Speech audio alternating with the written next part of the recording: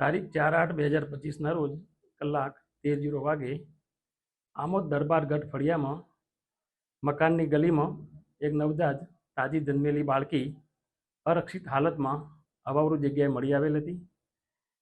જે અનુસંધાને આમોદ પોલીસ સ્ટેશનમાં ભારતીય ન્યાય સંહિતાની કલમ 93 મુજબ ગુનો રજીસ્ટર કરવામાં આવેલ હતો।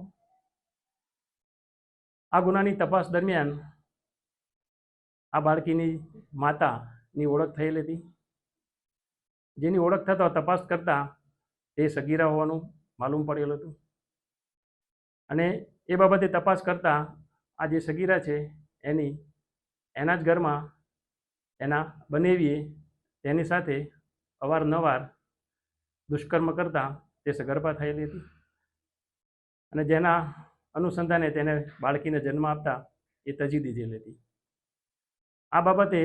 આ જે સગીરા છે એની માતાની ફરિયાદના આધારે આમોદ પોલીસ સ્ટેશનમાં ભારતીય ન્યાય સંહિતાની કલમો તથા પોસ્કો એક્ટની વિવિધ કલમો અંતર્ગત ગુનો રજીસ્ટર કરવામાં આવેલ છે